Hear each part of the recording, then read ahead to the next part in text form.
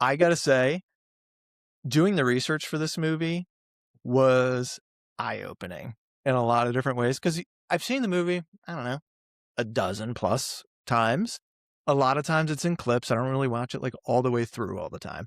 But the research is pretty interesting. So I'll get into some of it right now. This movie comes out in 91. We have Jodie Foster playing Clarice. She's not the only one up for that role. We'll get into casting stuff as well.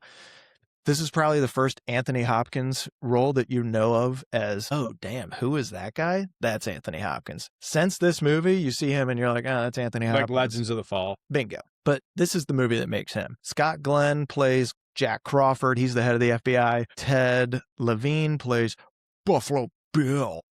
And then we have Anthony Heald playing Dr. Chilton, who he's a slimy little shit. And some chick named Brooke Smith playing Catherine Martin. Not a lot of memorable, there's a lot of memorable characters, not necessarily memorable actors from this movie besides the three mains. And the interesting thing about Anthony Hopkins, he's in this movie for 16 minutes.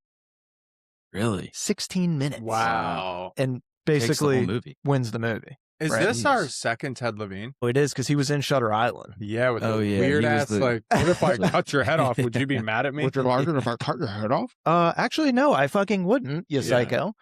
You're the same as me. Sure. This movie has a budget of 19 mil. Wow. That 19. big at the time, or is that? No, but do you want to guess how much it returned? Oh, yeah, I will guess. Go. I'll say 273. Fuck, you're close. 272. Yeah. What? Wow. I was going to go way lower. I would say like 100 or something. No, dude, this one. So this is like a 14x return. It's one of the most profitable movies ever made. Definitely from the early 90s.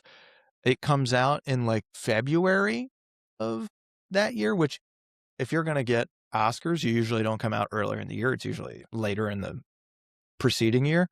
This movie wins 5 in like every major category. That good. It's that good. It's one of 3 movies ever to win Best Picture, Best Director, Best Actor, Best Actress, Best Adapted Screenplay. The other 2 are movies that you've never fucking heard of before in your life. One of them came out in 1934 called It Happened One Night. The other one is One Flew Over the Cuckoo's Nest in 1970. Yeah, it's a big movie. It's a big movie. I guarantee you neither one of us has seen it. I haven't seen it. So I've heard of it. It's Jack Nicholson. it is. It is. That Speaking was a of, book too, right? it was. Oh, was he up for Hannibal? You got it. Buddy. My God, dude. Do you think it's a different movie? Yeah, because he's kind of like, he's got this built-in like funniness to him, whereas Anthony It kinda Hopkins does. doesn't. He just looks like a Nazi scientist. That is true. Like, there's no funny parts of him. No. Ain't funny. Well, I think you could argue he's got one of the funniest voices and cadences. Scary. No one would have done that voice, I don't think. No. So Jack would have just been more of himself. he's playing Jack Nicholson basically. Yeah. So yeah, I mean, we'll get into casting what ifs and stuff later, but basically, if you haven't seen this movie in a long time and need a refresher on the plot of this thing, FBI trainee, which we'll get into nitpicks later.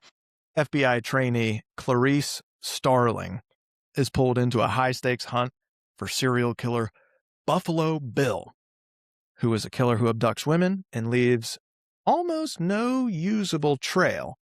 To catch him, Clarice must interview imprisoned genius cannibal Dr. Hannibal Lecter, who offers insight, but only if she plays by his rules. But he's fucking weird the entire time.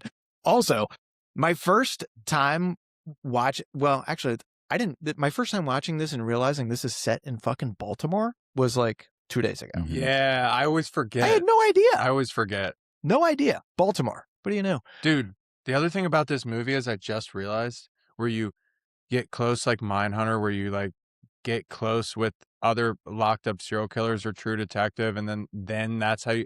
This is literally like the grandfather for all these serial killer movies. Like, yeah, you need Pretty to go to much. prison and interview one and see how creepy they are. This is probably the first time on film that they've had it where it's kind of exploring the behavioral stuff with serial killers and that piece of the FBI, which Mindhunters, another show that we will eventually do on the Clockers pod, that is detailing the beginnings, basically, of that behavioral science unit. Like we're going to study serial killers so we can understand what makes them tick and how to prevent them, hopefully, from evolving. But this is the first time I can remember of it being filmed, like in a movie, some version of that.